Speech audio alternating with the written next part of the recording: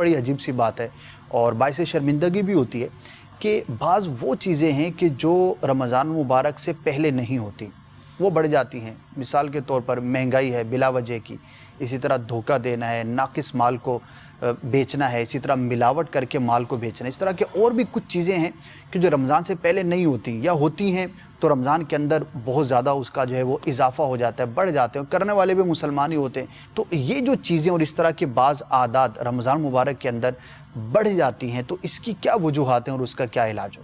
دیکھیں، اس کی سب سے بڑی وجہ جو ہے یعنی رمضان مبارک سے پہلے مہنگائی اتنی نہیں ہوتی، رمضان میں کر دی جاتی ہے. جی. رمضان المبارک کے اندر جتنا سابقہ گلا سڑا مال ہے وہ رمضان میں بیچ دیا جاتا ہے، سٹاک سارا نکالتے ٹھیک ہے، ہیں، سارا گودام سٹاک خالی نکال کر رہے دیا ہوتے جاتا ہے. اچھا، پھر چیزوں کو جیسے پھل ہیں، جی. پھلوں کو پکانے کے لیے دنیا بھر کا زہر بھی اگر ملانا پڑے نا اس کو پکانے کے لیے، یعنی پخت وہ جو کچا جیسے کچا آم ہے اسے پکانے کے لیے اگر زہر میں ڈبو کے بھی نکالنا پڑے نا تو ہمارے لوگ نکال دیں گے اس کو.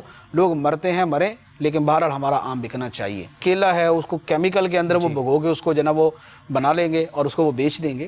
تو بات یہ ہے ان سب کے پیچھے جو وجہ ہے جی وہ ہے اسلامی تربیت نہ ہونا اور اسلامی ذہن نہ ہونا. کیونکہ اگر اسلامی تربیت ہو اور اسلامی ذہن ہو تو پھر یہ چیزیں نہ ہو، اس کے الٹ ہو. ٹھیک ہے. کیونکہ اسلام کیا تھا؟ اسلام تو یہ تھا کہ مسلمان وہ ہے جس کے ہاتھ اور زبان سے دوسرا مسلمان سلامت رہے. ٹھیک ہے، مسلمان آپس کے اندر ایک عمارت کی طرح جس کی ایک اینٹ دوسری کو مضبوط کرتی ہے. ٹھیک ہے. اچھا، مسلمان کا فرمایا کہ دین تو ہے ہی خیر خواہی کا نام، جی، دوسروں کا بھلا کرنے کا نام.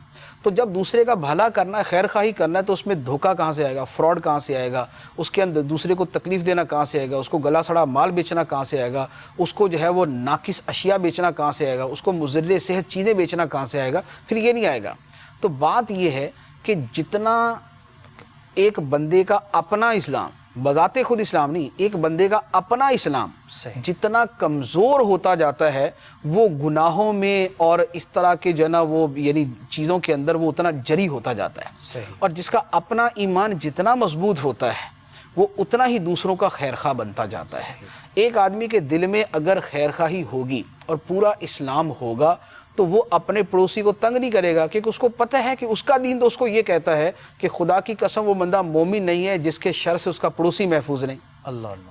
لیکن جس کا ایمان مضبوط نہیں ہے اور جس کے دل کے اندر ایمان کی وہ طاقت اور وہ پاور ہے ہی نہیں، اس کے لیے پڑوسی جو ہے وہ ہے ہی اس کے لیے کھلونا، وہ اس کو جتنا مرضی تنگ کرے.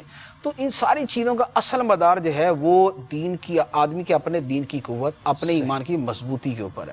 ایمان جتنا مضبوط ہوگا، دین کا علم جتنا زیادہ ہوگا، اچھی تربیت جتنی ہوئی ہوگی، اچھی صحبت جتنی نصیب ہوگی، آدمی اتنا اس سے بچنے کی کوشش کرے گا. اور جتنا وہ اس سے دور ہوگا، جتنا دین سے دور ہوگا، اتنا زیادہ ان چیزوں کے اندر پڑ جائے.